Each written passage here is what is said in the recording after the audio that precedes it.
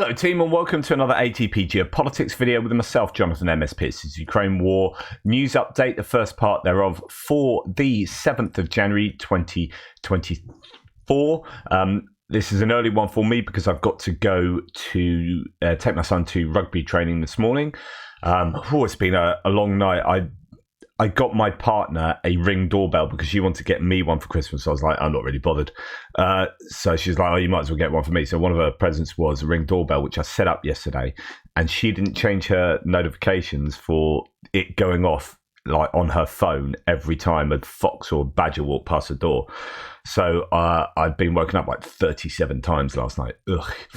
Anyway, 860 personnel lost is what the Ukrainian General Staff are saying in terms of losses for the day before. All the usual caveats apply, of course, to this list. You can see the caveats in the description to this video below. 860 personnel lost is a pretty high number.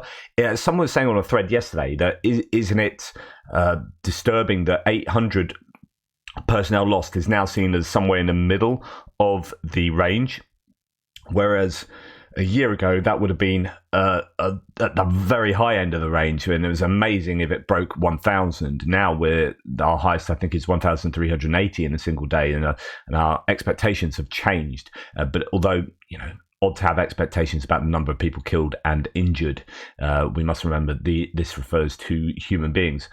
860 personnel lost, 4 tanks, not so high on the tank front, but 22 APVs, armoured personnel vehicles, is a high number in that category. 36 artillery systems is positively huge, I think, although there have been days where it's been even higher, almost at 50, but 36 is a really high number in that category, and it shows that Ukrainians are still degrading the Russian artillery capability. And they're continuing to do so. So one multiple launch rocket system can be kind of added to that. And then 4 anti-aircraft warfare systems is particularly high. Their average, as you can see, the average 637 is about 1.5, probably less than 1.5 a day. So to lose 4 in a day is highly significant. And then we have 24 drones. I would ignore that. Usually a day behind. 45 vehicles and fuel tanks. Again, that is a very high end of that range. 10 pieces of special equipment is also really high. So there's some very significant numbers here in some of these categories. 45 vehicles or fuel tanks to lose in a day is going to really hurt the Russian logistics capability. So when we go to look at Andrew Perpetua's totting up, as he looks at the different social media streams and sources to find out what the losses are on a daily basis, we can see that there is a massive ratio advantage to the Ukrainians here, and two of those are boats as well. That shouldn't make any difference what mode of transport, but yeah, you've got 6 pieces of equipment there, and goodness knows how many here. That's got to be about 6-to-1 ratio, maybe more. I don't know, but anyway, that's exactly what the Ukrainians would want on a daily basis. A really good day for the Ukrainians here. And let me remind you that, of course, there's going to be a drone skew to the data here, because that's the kind of data that gets thrown out on the socials more often than seeing or having evidence of artillery taking things out, so which would be filmed by drones. But what I mean here is first-person view drones or drones dropping munitions rather than reconnaissance drones. So, this is or having said that, the reconnaissance drones are picking up the images often of FPV drones. So sometimes it's the FPV drone footage itself, and sometimes it's a spotted drone, but there's just more of this activity being recorded and uploaded than the activity of gimlers and artillery hitting pieces, even though these kind of drone losses represent supposedly about 40% of losses. So that's to say that arguably 60% of the losses are not here. Like these are, and that's assuming that all of this kind of drone footage is uploaded. So you are going to have a lack on this list of some of the bits of drone footage that just haven't been uploaded and you haven't seen, and also most of the artillery and gimlers destruction. So There's a lot more to be added to this, undoubtedly. Right, as far as Russian losses are concerned, we have 2 Panzer S1 systems that are damaged. That's pretty significant. That's an expensive recent bit of kit. We've got an electronic warfare system and surveillance comms. We have a few bits of artillery, but actually not as much as we see on the General Staff list, which is interesting. So they say 36 and we're seeing sort of 4 bits there. What's going on? Why is there that difference? And as I say, that's because most of these are FPV drones and similar. There is a Gimler's strike on a Grad there. That will be the one in Krinky, I think, that I showed you yesterday, that we have footage of, but there's a lot of footage for artillery pieces being destroyed not being uploaded. At least that's the assumption here. We do have a 240mm mortar being destroyed and 2 Grads there, so that's fairly high value, useful hits, and then a number of tanks. So 7 tanks taken out, as according to this list, most of them damaged, only 1 destroyed, as according to Andrew. Some infantry fighting vehicles, 3 of them, APC, MRAP, and then we get down to a vast number of Ural trucks, Kamaz trucks, Bukankas, quads, pickups, SUVs, and so on. And that fits in with the 45, the number of vehicles and fuel tanks. We also have quite a lot of special equipment, don't we, as well, in the general staff figures, and that's kind of underwritten by the video evidence seen here. So, yeah, a lot of Russian losses yesterday. That's a good day at the office for the Ukrainians, considering we've had a couple of days of near parity. Right, the Ukrainian armed forces have destroyed a half-built railway of the invaders near Mariupol. In the area of the village of Granitne, fuel tanks and engineering vehicles of the Russian army were also destroyed, said advisor to the mayor of Mariupol, Andriy Shchenko. So if you've got engineering vehicles and fuel tanks, one might think that they could be on this list, and that could be what was destroyed, but these are all FPV drones, and I don't know if this is a strike. I didn't know what category to put this in, whether to put it in my distance strikes, because this is a long way back in Mariupol. It could well be partisan activity, and this concerns, as PS11 says here, the new railway that's being built. So advisor to the mayor of Mariupol, Andriy Shchenko, announces the destruction of the railway bridge. Let me remind you that a couple of months ago, the Russian Federation began construction of the Rostov-Mariupol railway line to reduce dependence on a Crimean bridge. If successful, this will make it possible to connect the existing branch of Mariupol, Aslano, Kalchik, Volnovakha to Taganrog and Rostov-on-Don.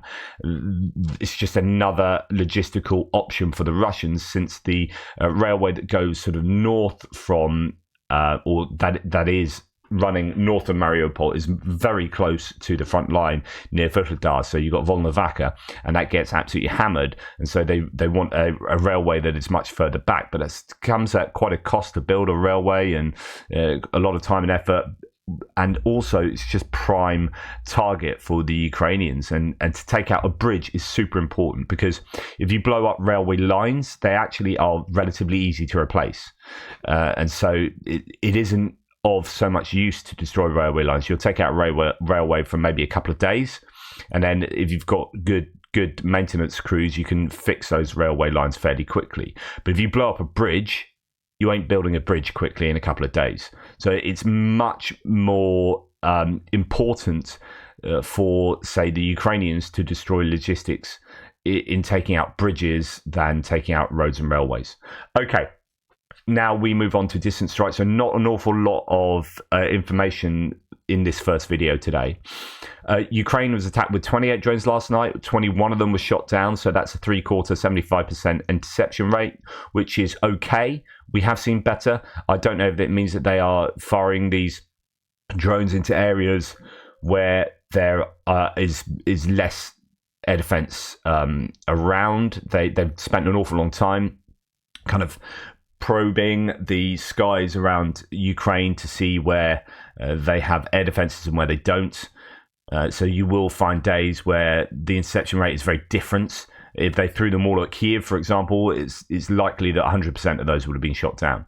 We know that a number of them were sent at Dnipropetrovsk, at Dnipro city, so there's been quite a bit of reporting from there. Tim White has a a thread from yesterday, from last night, that's worth dipping into. He covers a number of places here. So a terrible update from Pokrovsk, and I mentioned this on my live stream yesterday. On this story I broke last night, so this is actually going back some time. Reuters reports that 11 are dead, including 5 children. However, the police and local media report that they are trapped under rubble in a Donetsk town. So yeah, some pretty horrific scenes coming out of Pokrovsk. As well, as you can see there from the imagery, fires and rubble. Ukraine has hit vital equipment inside Russia. GUR published this video, which they say shows fire damage inflicted on 2 Russian anti-aircraft Pantsir S-1 systems, and these were the 2 mentioned in Andrew Perpetua's list. And they were put out of order in the Belgorod region. They cost over $10 million each. So this is interesting that these were set up in Belgorod, obviously to stop the air assaults from the Ukrainians going over Belgorod and hitting targets in Belgorod. So they've got these 2 Pantsir systems set up there, and to lose 2 or to have 2 damaged and presently inoperable is quite a loss for the Russians. Repeated explosions reported in Dnipro, and those would be the Shahid drones last night. Lots of drones, Tim White said. There were 28 in all. There was an explosion in Zaporizhia, hopefully air defense working. More damage in Donetsk. This is Lenininsky district.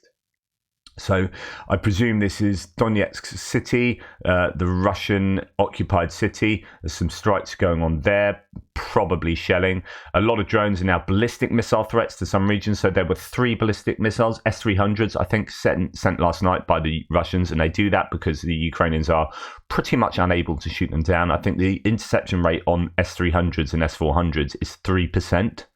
So out of every 100 missiles sent, 97 of them will get through. So that's why they send them. However, they are also in their ground-to-ground mode somewhat inaccurate. So that is the collateral for the Russians, and that itself causes collateral damage. I should have said no further damage, as I'd earlier written about the arrival in Dnipro. Russia hit a residential building, but amazingly no injuries. Emergency services saved 6 people, including 2 children. So again, we've got residential areas being hit by the Russians on a consistent basis. At least 7 drones are shot down by air defense in Dnipropetrovsk, so that's where a lot of attention was given, but also Vinnytsia, Khmelnytsky had alarms. Khmelnytsky is where the Starokonstantinov air base is that gets routinely targeted. That's where the bombers take off with the cruise missiles, and that's why it is routinely targeted. So quite a bit of activity reported by Tim White there. And then also to add to that, the village of Rivne in Pokrovsky district. I don't think this is the place of Pokrovsk that was hit. But I could be wrong. I think these are separate. So you've got Pokrovsk and you've got Rivne in Pokrovsky district, Donetsk region. The body of the dead child was removed from the rubble. At the site of the destroyed building, emergency rescue operations are underway to search for 5 people, including 2 children. So a lot of children, sadly, lost their lives or were injured yesterday. As well as those hits, we've got Nikopol being shelled as well, which is not unusual. That's on the northern shore of the Zaporizhia reservoir, or what was the reservoir. So Nikopol was shelled, injuring 12 people, damaging an educational institution, residential and administrative buildings.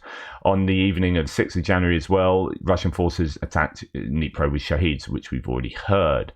So, and there's some footage coming out of there. So this is Natalia Humaniuk, so Operational Command South spokeswoman. She said, the enemy is now keeping up to 40 caliber cruise missiles at the ready. The General Staff currently assesses the general level of danger as high. They haven't fired many caliber cruise missiles recently, and I think it's because they all get shot down, generally speaking. These are the easiest missiles to target. They don't have a ballistic trajectory, and the Ukrainian air defense systems find it relatively easy to take them out of the skies. And so I don't know whether that's why they're not sending them, or whether they've had loading issues for the ships down in the Black Sea now that they've moved out of Sevastopol, so on and so forth. Lots of different theories as to why calibers have been somewhat absent of late. And then a couple of analyses that I'm just going to quickly read through with you. Special Kherson Cat says, point of view of the Crimean 4th and 5th January attacks. So there was some huge attacks by the Ukrainians on Crimea over a number of days. I think the 1st, the 4th, 4th and a 5th, or maybe all of the days this year. They all merge into one for me. Goodness. So point of view from the Crimea 4th and 5th January attacks by a source that quite often publishes insider information regarding Russian military. I advise not to take it at face value, but as a data point for drawing up an overall picture of the events can be quite useful. So, quote, regarding the attack on Crimea on the 4th and 5th. On January the 4th, 2024, a large-scale attack was carried out in the territory of Crimea.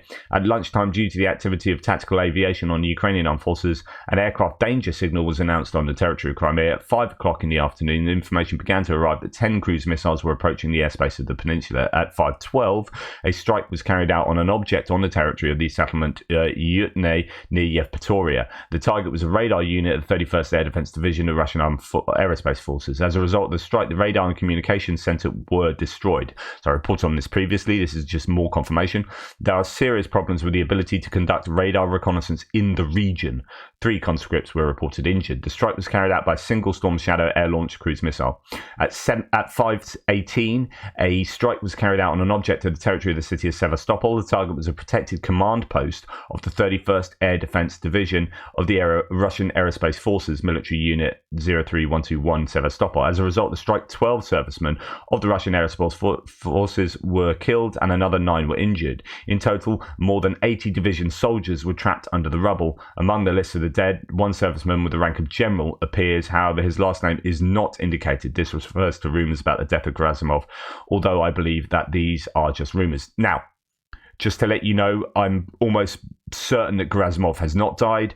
The rumours originated from a bit of a joke, I believe it was, in an anonymous post that Visegrad picked up and ran with, and this rumour then kind of got amplified, but I think it was like a claim that one of Zaluzhny's right-hand men, or both his right and his left-hand men were killed or something, and this was a riposte to that, saying, well, Gerasimov's been killed, as a kind of joke. I think that's how it started. And then it went viral, and even Prof. Gerdis did a video on this being the case, that Gerasimov had died, and he's had to do a retraction. So it's really easy to, because we want these things to be true sometimes, some of us, so it's very easy to jump on these claims.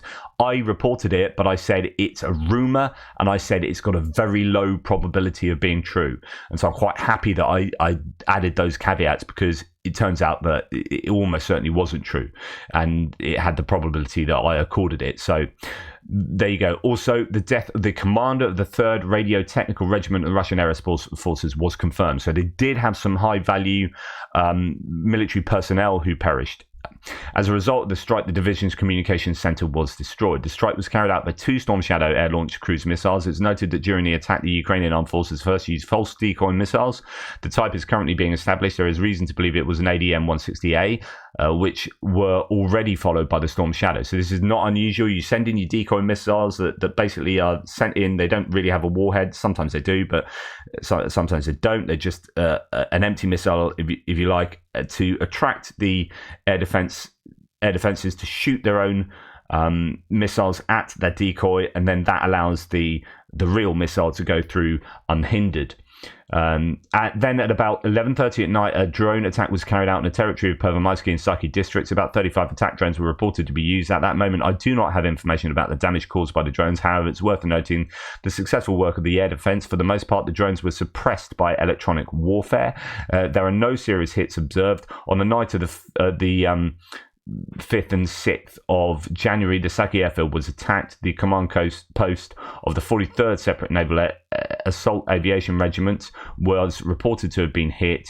As a result of the strike, 4 soldiers of the regiment were killed. There is no information about the wounded. The strike was carried out by 4 Storm Shadow air-launched cruise missiles. 2 of them were intercepted by air defense forces to reach their goal. So that is a claim that actually 2 cruise missiles there out of 4 were intercepted, and we've not had any real evidence of interception of cruise missiles throughout this war of the Storm Shadows. So if that happened, that would be significant. Ukraine's first documented use of the MALD ADM-160A decoy missile was first noted in May, and we've seen them get used a number of times since. So that's that, and I think that is repeated. Oh no, this is another analysis from Osint Yuri saying the destruction of the Russian command post in Yekaterina Balka, occupied Crimea, was a major blow to Russian air defences there. It's now clear that after forcing the relocation of the Black Sea Fleet from Crimea, the AFU is focusing on destroying Russia's air defence capabilities on the peninsula.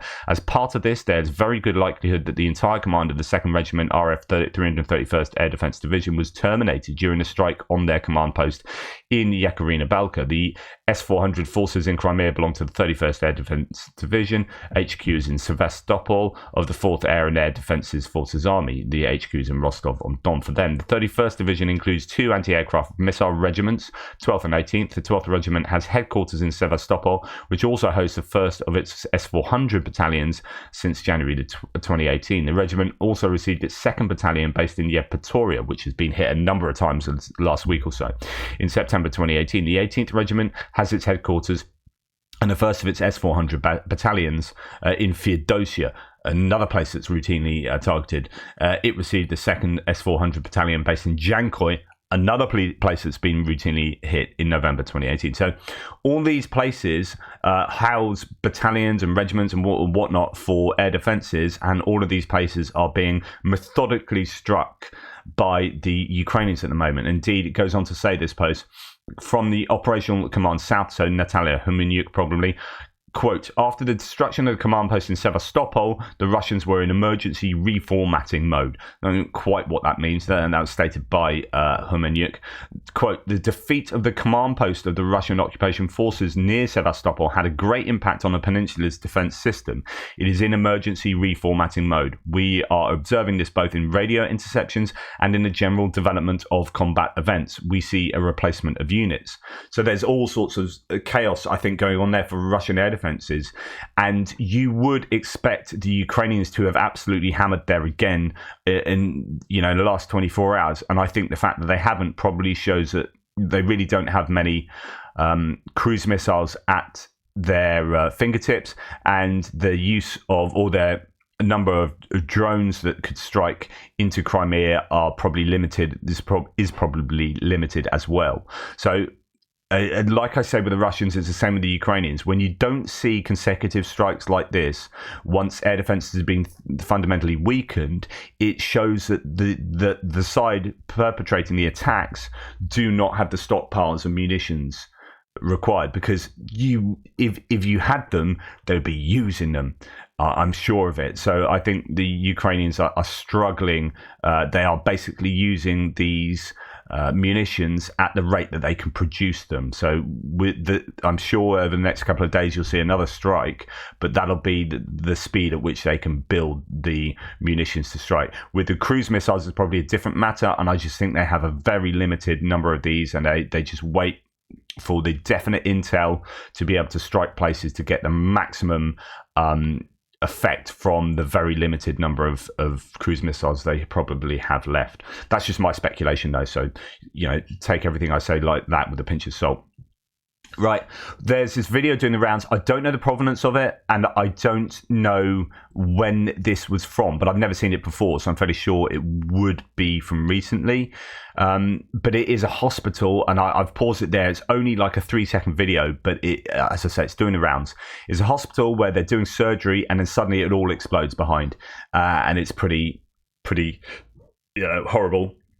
You don't see anything like terrible because it just cuts out, but all behind there is just a massive. It's like a missile landed in the next room, and it's a massive blinding flash and explosion. And it's a hospital that is taking a massive hit, and lots of people just shouting about that because Russia will continue destroying hospitals and targeting healthcare workers because they do not want Ukrainians to receive medical care. Basic genocide maths. Create as many injuries or illnesses as possible and remove the means to treat them. Lots of people getting really angry about that, and for good reason. But again, I don't know the provenance, so have an element of. It's not that hasn't happened. That's clearly happened. It's just when and where exactly. Okay, now going on to talk about Scott Ritter, who is our friendly critter, this American married to a Georgian, but I think probably pro-Russian Georgian, and he. At the beginning of the war, I had so many people on my thread saying, "Oh, you should listen to Douglas McGregor. You should listen to Scott Ritter. He's telling the truth," and blah, blah, blah. I don't hear that anymore, which is good, because I think everyone now realizes, even like obviously the trolls would be doing that, like the actual paid Russian trolls, but there are those people in between that are like, "Oh, I don't know what's going on with this war. I think Ukraine could be at fault," and blah, blah, blah. Here's Scott Ritter saying X, Y, and Z. Here's Douglas McGregor saying X, Y, and Z. But the longer this war's gone on, the more obvious it has become that these guys are just paid up Russian mouthpieces. Now, if you had any lingering doubt that this guy was a paid up Russian mouthpiece, just look at what has happened over the last few days. So Ramzan Kadyrov has said, "I'm giving Scott Ritter this list of demands that he's going to give him to the Americans. We want sanctions listed so that my family aren't sanctioned," said Kadyrov, and in response, we will give some Ukrainian prisoners back. It's like Scott Ritter's become this arm of Kadyrov. Anyway, he's over in Chechnya at the moment and is now giving speeches to Chechen soldiers. It's just absolutely incredible. And even New World Geopolitics, who has a weird position on the war that appears to be somewhat pro-Russian, he's saying, and he's an American, well, this is a bit traitorous. Seems like a great way to dump all your credibility in the States. I'm not sure he had any credibility left in the States, but there are some people that do post him, actually. But yeah, Scott Ritter holds a motivational speech in front of thousands of Chechen soldiers and says they will win. He wants to work towards a friendship between Russia and the US. I mean, goodness. So this is his speech. I'm not going to tell you much about it, but there are some clever video techniques being used here. These people want to be friends with the whole world, says Scott Ritter. Standing in the center is Kadyrov. To his right is Apti Alaudanov. So Apti Alaudanov has said, "I hope that we will not be stopped and we will get to Warsaw and the rest of the cities who have to be put in their place." So this is who Scott Ritter is effectively, by inference, is cool with. These people that want maximal imperialistic gains for Russia. So anyway, as someone says, this is where Scott Ritter is speaking. Pay attention to all the different camera angles and shots used. The goal here is to make it look like there's a lot of people and equipment. Scott Ritter isn't meant to be the star. He is a prop, and it is absolutely right. So the different angles you use and cycling back over people, you think there are thousands of people there, but actually, these kind of tricks are pretty old these days, and you can make it look like there are more people than there really are. But yeah, so you can go and find the audio for Scott Ritter talking absolute bollocks in Chechnya. So. Moving on to something else, because I don't want to spend any more time on him than I need to. Rinat Akhmetov's steel front has delivered more than 200 underground steel shelters. Now, these look pretty useful for the Ukrainians in terms of their trench lines. So you plonk them into the trench lines, so you can cover them over, and they are basically like bomb shelters that act as little dormitories or safe spaces in these trenches. So as you can see there, that they seem really useful, and over 200 of them being delivered. That's awesome stuff. So good to see that. Now, finally, Putin signs a decree simplifying Russia's criminal abduction of children from occupied Ukraine. Well, Putin is already up in the ICC, or he should be up in the ICC. There's an arrest warrant for him for stuff like this, and now he's making it even worse. New decree from the 4th of January on categories of foreign nationals and stateless persons entitled to apply for Russian citizenship is publicly available, unlike a record number of secret presidential decrees issued in 2023. It's likely that at least some of the secret decrees are about pardoning convicted killers, rapists, and other criminals who obtain their freedom and a lot of money for 6 months' service fighting against Ukraine. So the Article 3B of this new decree significantly expands the scope for foisting Russian citizenship upon those claimed to be orphans or children left without parents with Ukrainian citizenship. Applications for children to receive Russian citizenship can be made by Russian organizations, scare quotes. Article 50 of the Fourth Geneva Convention prohibits Russia as an occupying power from changing a child's nationality or civil status. The same convention prohibits the individual or mass forcible transfers, as well as deportations of protected persons from occupied territory to the territory of the occupying power or to that of any other country, occupied or not. So Belarus is complicit in this too. Now, I could go on, but all that needs to be said is 1, Russia, 2, Putin, 3, war crimes. End of. Somebody do something about this, i.e., lots of nations giving Ukraine the ability to defend themselves. Someone called me out yesterday and said, in fact, I'm going to find that now because this kind of annoyed me. So, a 2-minute rant here. This is what someone said to me, because I said this in my live stream yesterday. He says this back to me. JP, I've got to say, lately, some of the statements you're making of late are absolutely ridiculous. E.g., quote, Ukraine could easily beat Russia with the right equipment. OMG, for someone with your knowledge on the war, that's so stupid. I mean, I don't know who Mike Willis is. I don't know whether they are... anyway, whatever. And as I said back, my claim is literally obviously true, right? So my claim is, if we do what in philosophy we call a reductio ad absurdum, let's take it to the ridiculous level and see if the logic holds up. So if we gave them 10,000 cruise missiles, if we gave them 50,000 HIMARS missiles and another 100 HIMARS vehicles, if we gave them 300 F-16s and 50 Gripen fighters, if we gave them 6,000 ATACMS, right? We just gave them all that stuff right now, plus, and main battle tanks and IFVs and APCs, just gave them an immense amount of kit, right? My argument is Ukraine would be able to prevail in this war, and relatively easily, compared to, we've given them an infinitesimal fraction of that now, and they are kind of winning in certain ways. Right, and on the front line, it's a bit of a stasis against the second greatest army in the world. If you multiplied that by 100, what we've given them, hey, things would change. That's my point. It's obviously true. It's obviously true. If you gave them the very best weaponry in the world, and as much of it as you could possibly gave that all to them, things would be different. Ukraine would prevail.